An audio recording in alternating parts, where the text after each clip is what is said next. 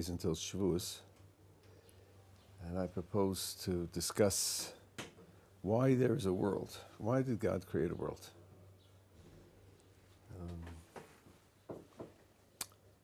One question involves certain philosophical issues.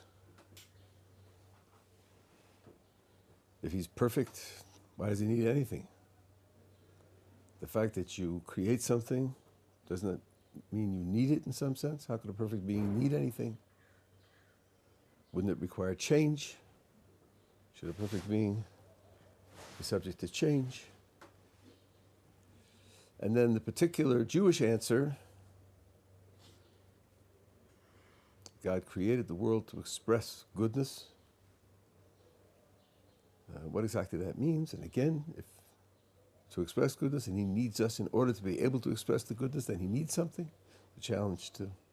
And then our particular world, the world of free will, good and evil, success and failure, reward and punishment, what does he need that for? He's going to express goodness, then just make things good. There's a lot of evil in the world. How is that consistent with God's being good and doing good?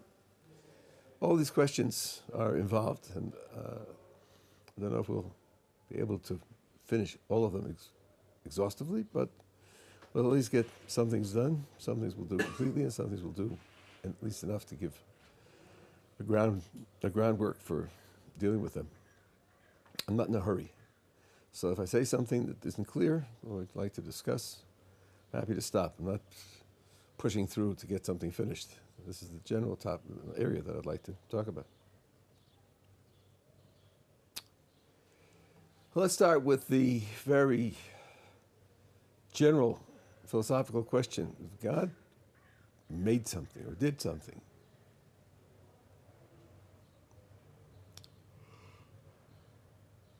doesn't it sound like he did it because without it, something's wrong. Without it, something's incomplete. Without it, something's insufficient? And then it sounds like he needs that thing that he's making. And people are worried that if you portray God as needing something, then that's not the God we're talking about. God is not perfect, self-sufficient, complete. And in particular, the Jewish picture is that he created in order to express goodness. So he created a recipient upon whom he could bestow his goodness. And without a recipient, you can't give anything. You can't give goodness to any because there's nothing to receive it. So then without us, he can't do what he wants to do. So then that means that he needs us. If he needs us, then that's going to be incompatible with his perfection. That's a very intuitive and widely expressed question. I think in a certain sense the question is a mistake. I think the question is based on a confusion of ideas. Why would needing X imply imperfection? Why would needing something imply a lack of perfection? I think the intuition goes like this. Well, if X is needed, then whoever needs it is dependent upon X. And dependency definitely contradicts perfection. Perfect being should be self-sufficient, self-contained, self-defined, autonomous. Shouldn't be dependent on anything else. So it's really a two-step idea. Need implies dependency, and dependency implies a lack of perfection. Well, let's think about the first step. Does need necessarily imply dependency? Suppose A needs Q, but suppose A can produce Q all by it, herself. And when A produces Q, A doesn't use resources from any place else, doesn't need anybody's cooperation. A just produces Q, let's say by will. A wills it, and Q's there. Now imagine that A needs Q for something or other, some project or other, but A can provide Q for A self without any help or supplies or preparation coming from anywhere else. Sounds to me, under those conditions, that A's need does not imply a dependency. The fact that A needs Q doesn't imply right away that A is dependent upon anything outside of A. A may need Q and be able to produce Q all by itself, in which case it can satisfy its own need without any help from anything else. Then it doesn't look like it's dependent upon anything else. If it's not dependent upon anything else, then it doesn't sound like we have an objection against perfection. I'm inclined to think that the question is just a mistake. The question doesn't spell out carefully enough why there seems to be a conflict between need and perfection. When you spell it out, you see it's a two-step idea, and the first step is questionable. Are we together so far? Okay, now I just tell you, my custom is that tomorrow I'll go back over everything I said today, so you have at least 23 hours to think about it, and if something occurs to you that didn't occur to you on the spot, you'll have time to ask it. Let's think about the motivation in Jewish terms to express goodness. And let's imagine we could talk about before the creation. And I should just tell you that since my training is in mathematical logic, when I use words, I've chosen them. When I say, let's imagine we could talk about, it ought to ring alarm bells. So he's going to pull out the rug later. He's going to say we can't talk about it, and that's precisely what I'm going to do. But let's, just for the sake of the exercise, let's suppose we could talk about before the creation, and then we would have to have this picture, let alone being dependent on something else. But if God creates the world to express His goodness, and before the creation it didn't exist, the world, so then somehow His goodness wasn't expressed. So was He in a less perfect position then? What about goodness requires expression? Why does it need expression? And how should we think of God before He had that expression? So part of the idea is this. You can talk about goodness, being good, in different circumstances. Let's imagine a person who's very kind, compassionate, empathic, generous, altruistic. Now imagine him isolated on South Sea Island, where there are no other people. And if you are a poor, unfortunate follower of Peter Singer, then subtract animals also. So far, no one's asking for equal rights for trees, though that may come. Don't think they're only rocks. There he is, out there all by himself. Okay, he's sympathetic, he's empathic, he's generous, but there's no one for whom he can practice these traits. These traits are only potentialities in him. They're not actualized. Potential goodness is inferior to actualized goodness. Potential goodness is goodness of character. Actualized goodness is goodness of performance. We're not going to tolerate a description of God that's inferior to anything. If God is perfection, then nothing in God can be inferior to another possibility. Mere potential goodness is inferior to actualized goodness. So we're not going to tolerate the idea that God is just potentially good. Actualizing the goodness makes Him better. And since He's perfect, perfection requires that He actualize the goodness. This idea, I think, is very natural. Luzzatto puts it this way: it's the way of the good to do good, meaning that the goodness isn't perfect unless it's involved in expressing it through action, doing it, performing it.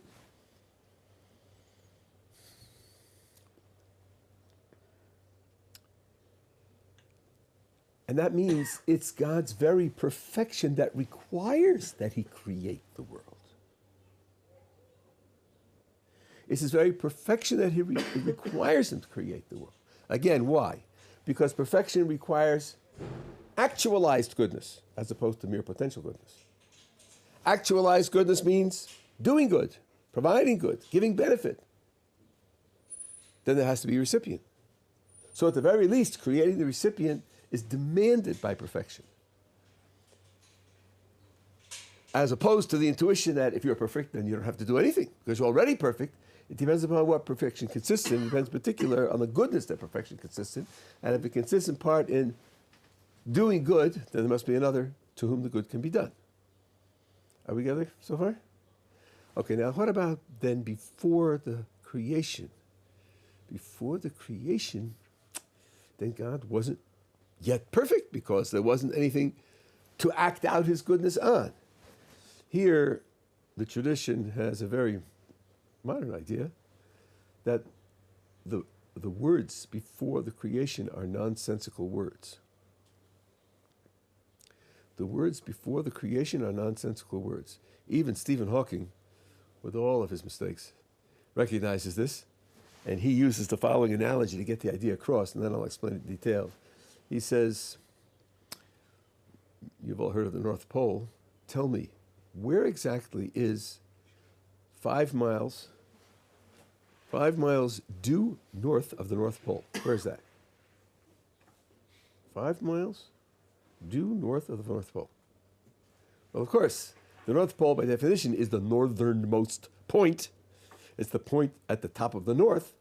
Any place you go from the North Pole is south. Any direction you go in is south. So there's no place 5 miles north of the North Pole. North of the North Pole is a nonsensical phrase because the North Pole is the northernmost point by definition. Similarly, says Hawking, and quite rightly, before the creation is nonsensical because time is a feature of the creation. Time is a dimension within the creation. Before implies a temporal span, before X, before the baseball game, before the century, before the millennium. There's got to be a time span going beyond the thing that you're talking about before. There's before the century, there's got to be something that's older than the beginning of the 21st century in a time span. Before the creation would mean a time span outside of the sum total of all time. And that's just a contradiction, just like being north of the North Pole. So we reject the idea of before the creation. There is no such concept. It's really a midrash based on a verse in the Torah. The Torah says, for 6 days God made the heavens and the earth. And it doesn't say in 6 days he made the heavens and the earth.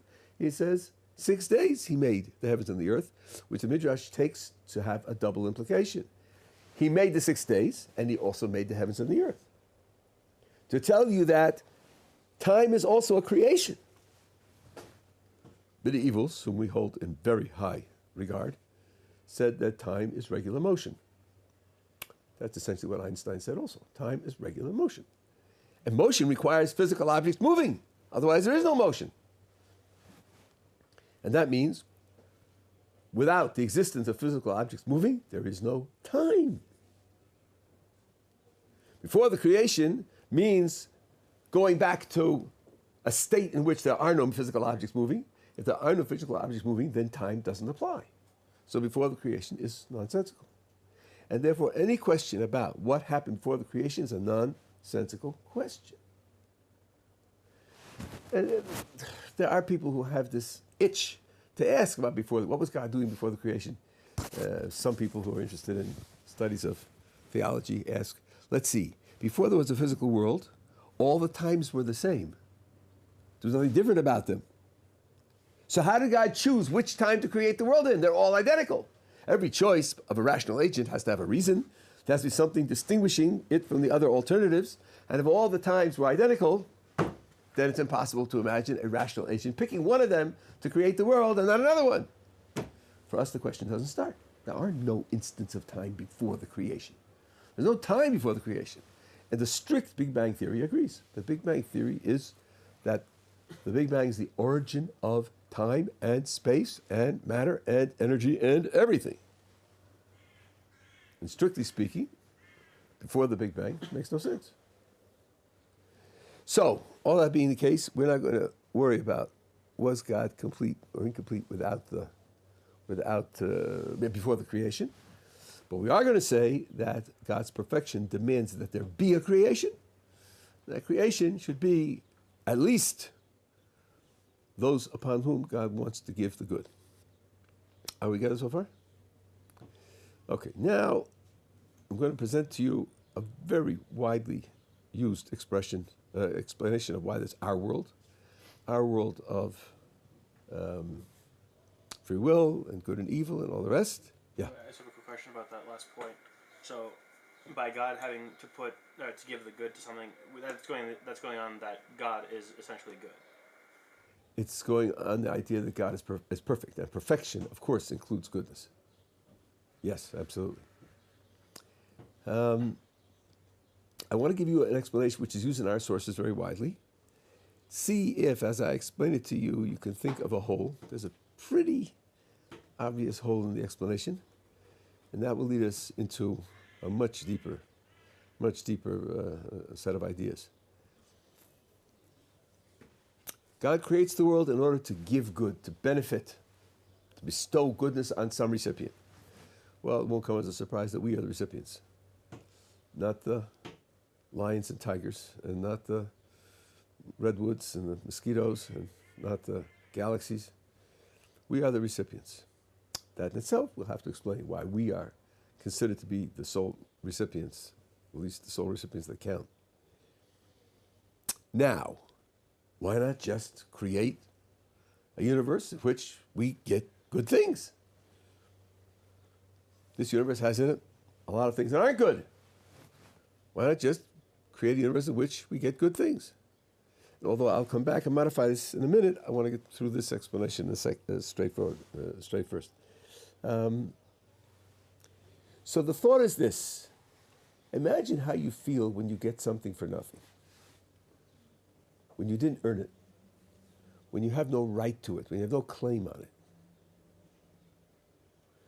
Isn't there an implied critique, an implied denigration that you can't make it on your own, that you're a dependent, you're not independent, fully adult, fully in charge of your own affairs? Let me give you a very simple example. You're carrying a 25-pound package, and you come to a red light, and so you put it down, and you're waiting for the light to change. Now, I'm talking about you, as you are today. Somebody comes over and says, I see you're carrying that package. Do you need some help? Can I help you carry the package? 25 pounds. What are you going to say? I think what you're going to say is, no thanks, I can handle it. If we're an 80-pound package and you're really struggling, then you might say, oh yeah, thanks a lot, I could use the help. Now look, it's 25 pounds. If he picks up the other end, you'll only carry 12 pounds, 12 and a half pounds. That'll be easier, won't it? Yeah, but you don't need that. You don't want to look like you're unable to carry 25 pounds. You can carry 25 pounds yourself. So you say, no, I don't need your help. I don't need your help. If I needed your help, I would be happy to have it. But I don't need it, and since I don't need it, I'm going to do it on my own. There's a certain implication of incompetence when somebody gives you something that you didn't earn. And that is an assault on your ego. It's an assault on your self-esteem. It's an assault on your dignity. Talk to people. Sorry, yeah. Sorry, but all of that's an invention of God. Your ego and your self-esteem. Good. That's it. You've already got the question that I'm looking for. When did I get there? But you've already got that. Very good. Excellent. Let me get it out on the table, but that's exactly where I want to go. Now, imagine a person's out of work. I don't know if you've experienced this or you know people who experienced this. It's terrible. Being out of work is terrible, right? And suppose you come to a person and say to him, oh, you're out of work? No problem. We have a welfare set up. We'll give you everything you need. Most people don't want that. They don't want to live on welfare for the rest of their lives. They want to be doing something productive. Yeah, they want to be paid for it, sure, but they want to be paid for doing something productive, not getting it for nothing. So, according to this explanation, God says, look, if I create human beings and I just give them good stuff without their earning it, that's putting them in a situation where they have no self-esteem, they have no dignity, They have no honor, and therefore the gift is incomplete. The gift is incomplete. It comes with a certain pang of conscience, a dignity. Yeah, but I'm receiving it like a 6-year-old. And I'm not a 6-year-old. I don't want to be a 6-year-old. So God says, I'm going to give them an opportunity to earn it. Free will and the challenges of this world are an opportunity to earn it. And then when you get it, you say, okay, I put in the investment, I earned it, I deserve it, and I'm getting a reward for my efforts.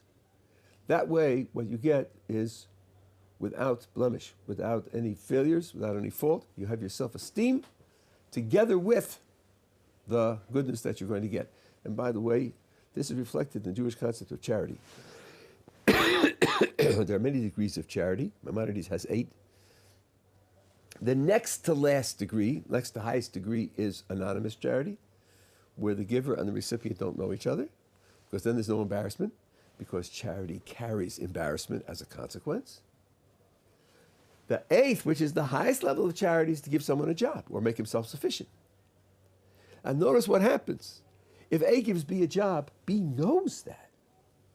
B is getting something valuable from A and knows it, but there's no embarrassment at all. Because A is giving B an opportunity to work. When he gets money at the end of the week, he's getting it because he earned it. That's exquisite charity where the giver and the recipient know each other, and the recipient is grateful, but has no embarrassment. It does not attack his self-esteem at all. And that's the highest level of charity in Jewish thinking. So according to this idea, God does the highest level of charity by giving us an opportunity to earn the goodness that he wants to give us. Are we together? That's the proposed explanation. Even Luzzatto, I'll tell you why I say even in a moment, even Luzzatto gives the explanation in his Sefer the Das Tunas, which is called The Understanding Heart in English. He also uses that explanation. Now, there's a pretty obvious objection to all of this, and that's what this gentleman mentioned. God's giving us the opportunity to earn it, because if not, if we get it without earning it, it'll injure our self-esteem.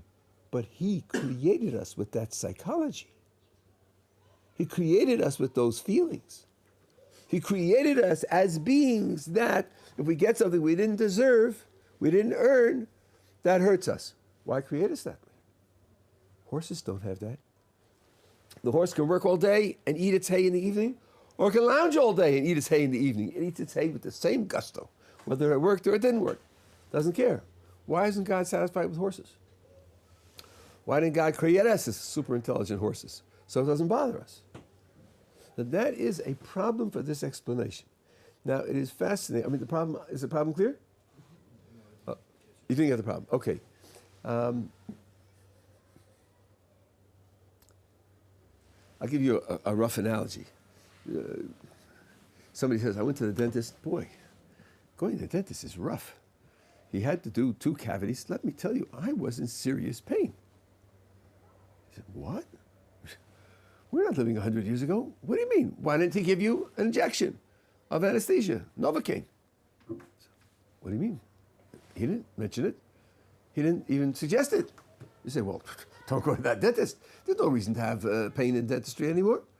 You can get an injection and you won't feel any pain. So you say, well, then that dentist is incompetent, right? Okay. So here's the thought. God creates this world with all of its evils, all of its trials, all of its difficulties, because if we don't earn the good reward he's going to give us, the good reward won't be so good. It won't be so good because I won't have my self-esteem, my dignity, my feeling good about myself. I won't have that. So it'll be incomplete. But you, God, can get me to the end without those bad feelings. Create me differently. Create me so that I won't feel bad when I get it for nothing. You created me. Create me so I won't feel bad. So now I don't have an explanation why he put me through this world with free will and with trials and tribulations and with good and evil. Why do that? Skip this whole world. Create the world to come. Give me all the good stuff straight and just subtract the feeling that it hurts that I didn't do it for myself. That's the objection. And I think it's a very good objection. Now, it's very interesting that Luzzatto, who gives this standard objection about it's based on a statement in the Jerusalem Talmud. Man de'ochel alav delay, boys destakuli ba'apei. He who eats that which is not his is embarrassed to look the giver in the face. We'll come back to those words and see if they don't have other implications. But it's based on that statement in the Jerusalem Talmud. Luzzatto wrote another book called The Way of God. And in chapter 2, he explains why there's a world of free will and a world of trials and a world of success and failure. And he doesn't mention this explanation at all. Doesn't even hint at it. Same author. So, even without thinking of the problem that we're facing, one could ask, why would the same author give two different explanations in two books? Did he change his mind? And as you'll see, the explanation he gives in The Way of God avoids this problem entirely. Avoids this problem entirely. And the commentators who have calculated the two passages against one another are inclined to say that the explanation which I gave up until now about avoiding the sense of loss of self-esteem is true but superficial. The other explanation that I'm coming to is much deeper, and it underlies the previous one, and the previous one can be seen simply as a kind of symptom or expression of this much deeper idea. So I want to present to you now is this deeper idea, and it's a subtle idea. I'll present it fairly simply today, and then we'll have time to think about it. And then tomorrow I'll go back through all of this, and then I'll try to make this idea with more depth. And we have translations of The Way of God by Luzzatto. If you want to look at the second chapter, it's not an easy chapter, but if you look at it, it certainly will help you to understand what I'm saying. He starts the chapter like this. God creates the world in order to do good, as we said. Do good, give good, create good.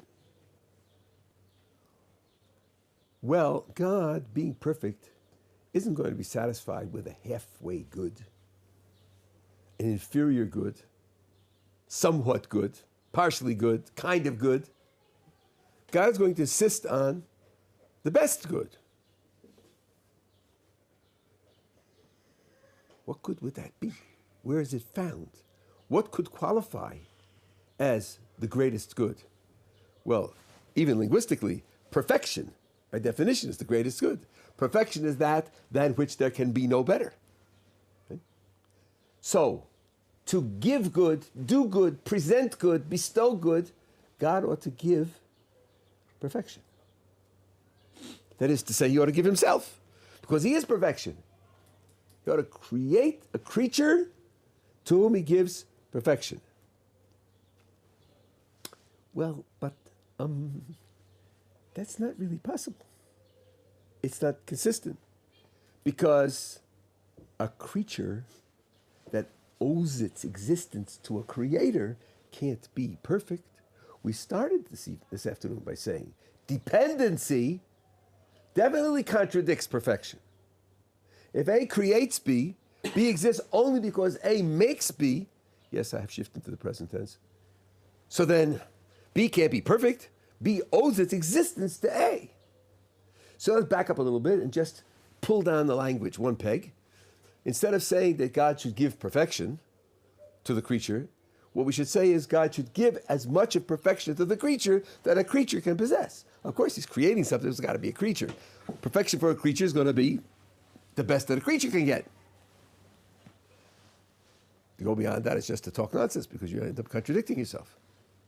So, the picture now is, okay, God is going to give to the creature as much perfection as the creature can take. God himself is perfection, so God's going to give as much of himself to that creature that the creature can take. How is he going to do that? How is he going to give himself to that creature?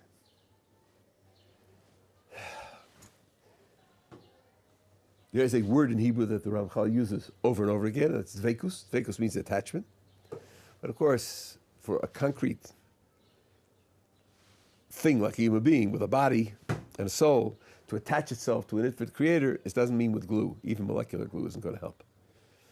So attachment is a metaphor for some kind of relationship.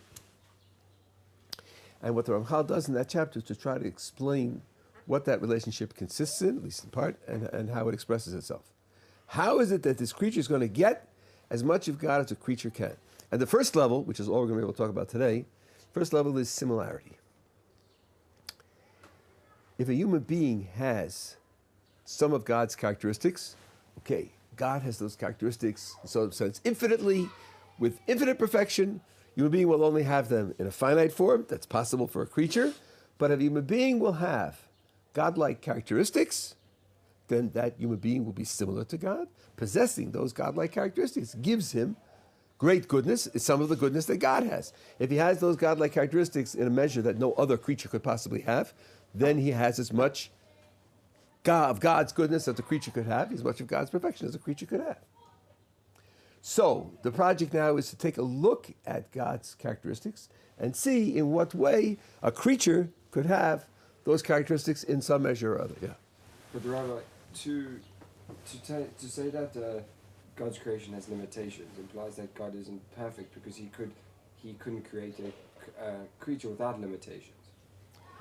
Okay. To imply that we can only handle a certain amount of God's good implies that God made us to only to only withstand take a certain amount of good, but if he wanted to, he could have made us to take it all. Okay. You're really asking one question with two forms, and maybe I'll take out the time to do that now, and I'll go on with the direct thing, because what you're asking underlies everything we're talking about. I wasn't going to do it this juncture, but you've asked it. No, it's relevant. It's definitely relevant. You're reading the flow very well. I'm talking about what God does and why he does it, and there's alternatives and so on and so on. If at any point I say, but he doesn't do that because he couldn't do that, the alert listener is going to say, what do you mean he couldn't do that? Couldn't do it? God couldn't do it? Is that not putting limitations on God? That's one word that you used. God has no limits on what he can do. God can do anything. One of the characteristics of God we take for granted is God is all-powerful. All-powerful means he can do anything. Right? Let's think about this. Let's think about all-powerful, can do anything, and unlimited. All of those need serious thought and serious reduction. Let's see, God can do anything, really. All-powerful, can do anything. Let's try a couple of examples. Can God learn something new? Learn something new. How about, can God improve? He's perfect, so there's no improvement. So then there's something he can't do. Well, the concept of improvement then applies to mortals and not God. And therefore there's something he can't do. He can't improve. I suppose, but it's not a concept to God. Well, you can use that as explanation, but the fact is, he can't improve. Someone who'll say that God can improve is making a mistake, right? There's another thing he can't do. That's right. One thing he can't do is improve. Another thing he can't do is learn something new. Because since he already knows everything, he can't learn something new. Because those aren't concepts too. Those aren't even concepts in the spiritual world. Those are physical. Well, I don't see why that is. Learn? Concepts. No. We do describe that way. We're not talking about God's arms and legs now. No, but if he's perfect, Yes. then he can't learn something new because he knows everything. So learning something new is a concept that human beings understand, but doesn't apply to God. What do you mean by it doesn't apply? Say, is 17 divisible by 2? The answer is no, because there's a remainder, right? Well, it's still Not divisible. Well, divisible evenly without remainder. No. No, but that does not because the concepts don't apply. It's the fact that you can't do that to 17. Isn't it? Somebody asked me, can you put the number 6 in a box? Numbers don't belong in boxes. Here, if we say God is perfect, we have a concept of God's goodness. We know that it reaches the top. Nothing else can be better than it. The idea of God's improving himself is inconsistent with his being perfect, so then he can't improve. We can all improve. He can't. There are certainly some things that he can't do. Learn something new is one, improve is another. According to our theology, he can't commit suicide either because his existence is necessary. So there are definitely things he can't do. Sorry? There's one more. He can't do something that he can't undo. Like making a I'm coming to that. No, that's a different category. I'm coming to that now because that's what I really want to get to. I really want to get to that example. Can God make a rock that he That's what he just asked, right? And that's what I'm coming to. And I'm going to show you now. This is a different category. It's related, but it's a different category. Okay. The idea of learning something new and improving is just to soften you up, to unhypnotize you from. Of course, you can do everything. Where's my mantra? Like, of course, you can do everything. Wait a minute. No, there's some things which we don't want to say you can do. But then there's a different category. What about this? Can God make a square circle? Yes. In dimensions that we cannot perceive, perhaps. Then is it a circle and a square? Circles and squares that we have, we can perceive them. They are in our dimensions. They're plane figures, right? Two-dimensional. If you live in the 2D world and you're told that there exists such thing as a cone, where if you look at it from one side it's a triangle, from another side it's a circle, you won't get it. Correct, but if you're told that there's a circle that's a square in a 2D world, you'll know that that's not correct. Because circle and square are part of your world. Right. And circles and squares are part of our world. We live in a 3D world, so circles and squares are definitely part of our world. If you tell me there's something else elsewhere, that's fine. But circle and squares, I'm talking about a square, circle. Our square and our circle, You're right? asking, can he make something that defies his definition? That's right. Where the definition makes it a contradiction. Now, our sources reject that. Our sources reject that. Our sources, watch my vocabulary, our sources will not agree that God can make a square circle. They will not agree. Notice I didn't say deny. They will not agree that God can make a square circle. Here's some more examples just to loosen things up. God has challenged me to a game of chess. Now, because God is a much better player than I am, he's giving me a handicap. He's playing with only his king. I have all my pieces, he's playing with only his king. Can he checkmate me with only his king? No. I mean, of course, that would be hard for you, but he's God. Yeah. No, but he can't do it. So is it saying that God created the world to certain rules and laws, and although he can bend them, it goes against the very meaning of creating this world? No. The explanation is going to be very different, as you see. I'll get to it in a moment. Can God correctly spell the English word table with 4 letters exactly?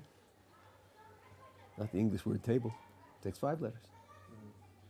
Now, what's going on here, and I'm quoting a certain strand of contemporary philosophy, what's going on here is this. A contradiction is a failure of words. A contradiction has, in a certain sense, no meaning. When I ask, can God make a square circle, and I refuse to say yes, it's not because God is limited, it's because I'm talking nonsense.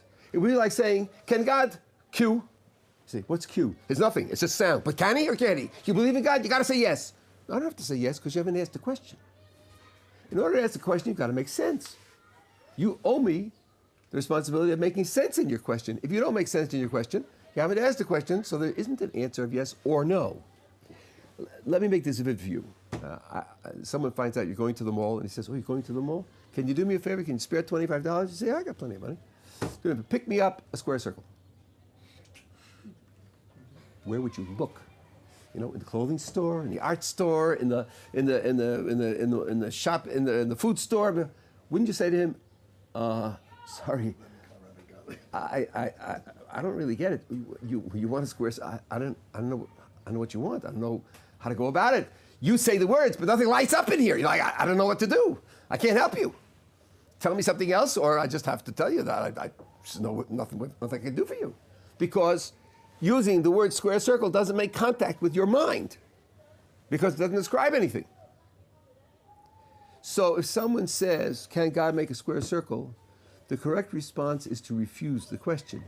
Don't say that he can make a square circle, and don't say that he can't make a square circle, because to say he can't makes it sound like, okay, making a square circle is a fair question, it's a fair setup, and now let's judge, can he or can't he? And I'm saying he can't do it. That's a mistake. It's not a fair setup. It's not a plausible or possible scenario, and you're rejecting the scenario. It's a non-starter. It's a non-starter because it is self-contradictory. We talk about God being all-powerful. There are 2 limitations, and one's not really limitations, so it's recognition. One, the real limitation is he has the power to do everything that a perfect being can do. Abilities possessed only by imperfect beings, like being able to learn something new, like being able to improve, those abilities have to be denied of God because he's perfect.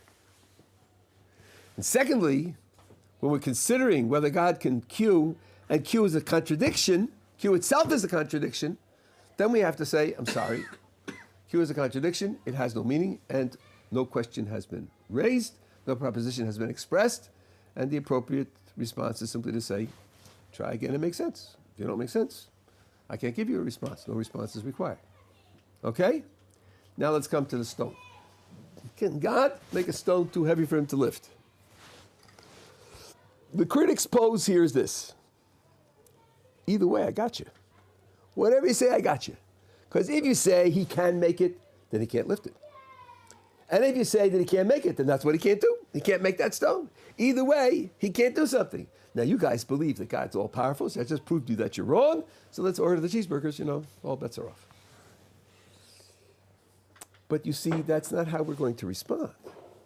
We're going to say, can God make a stone too heavy for him to lift? I think stone too heavy for God to lift is just as bad as square circle or checkmate with just the king or spelling this word table with 4 letters. I think it's just as contradictory. Let me show you why. Stone too heavy for God to lift means stone so heavy that God, who's all-powerful in the appropriate sense, can lift. Which means stone so heavy that God, who can lift anything, can't lift it. Which means stone so heavy that God can lift it and can't lift it. That's a contradiction. And since what you are asking me is whether God can Q, and the Q is a contradiction, I don't owe you an answer. The critics' belief that he has a damning critique is based on the assumption that his question must get a yes or no answer. But we have explained why it doesn't get a yes or no answer, because it's not really a question. We explained to the critic that no response is due to him, neither yes nor no, because he hasn't asked a question. In that case, our belief in God's omnipotence remains unscathed, remains without being... In effect, he hasn't asked a question in asking that? That's right. Any more than a person who asks, can God make a square circle, has asked a question. Somebody may ask, it's just like if somebody said to you, you're going to the mall, please pick me up a square circle, you would respond with what the linguists call the bizarreness reaction. What? And you'd say, I just can't help you. In the same way, if somebody says, can God make a square circle? The response is, I don't know what you're asking me. I hear the question mark at the end of it. I hear the tone of your voice, but there's no question there because square circle doesn't say anything to me. So to me, it's like saying, can God cure? Can God blah? Right? It's just not meaningful. And so I can't respond. Yeah. So it's the same thing with the fact that God cannot improve. No. It's talking nonsense one again, no? No, because the contradiction that I'm looking at is the contradiction in the slot. God can space. I'm looking at a contradiction within the space. In the case of God can improve or cannot improve, in the space goes improve. Improve is perfectly consistent. Everyone in this room can improve. Improve is a real ability. Right?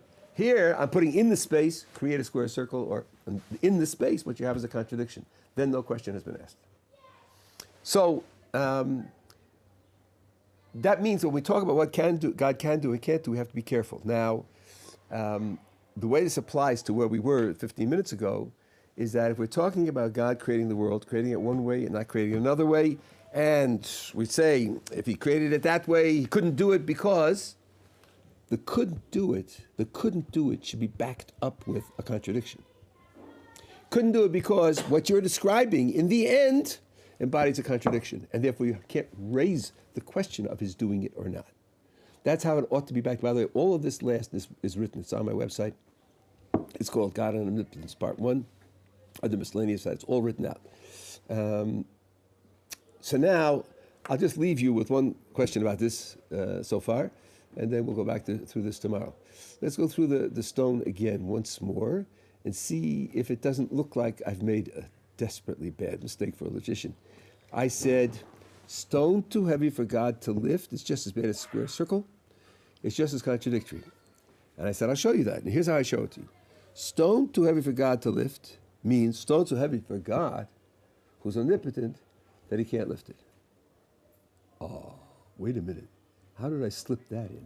Stone so heavy for God who's omnipotent? isn't omnipotence what we're discussing? Isn't that what we're analyzing? Isn't that what we're trying to decide, whether it's reasonable or not reasonable?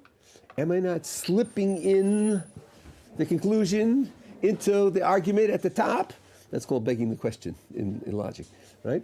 Who said I'm allowed to just slip in that God's omnipotent at the top when I showed that this phrase is a contradiction? Maybe I'm just cheating when I do that. That's a relevant objection, but it's wrong. It's a mistaken objection. But at any rate, let me just finish out how it goes as I showed it then, and then I'll leave that for tomorrow. So I said, stone so heavy for God to lift it, it's so heavy that God, who's all powerful, can't lift it. Stone so heavy that God, who can lift anything because he's all powerful, can't lift it. Stone so heavy that God, who can lift it, can't lift it, and that's a contradiction. That's what I said. The critic's going to say, you stuck in omnipotence at the top, and since that's what we're trying to make an evaluation of, you can't assume that it's good in trying to evaluate whether it's good or not. That's called begging the question. Now, as I told you tomorrow, I'll go back through everything and I'll answer that question as well, and then we'll pick up from there. Okay? We're together? Very good.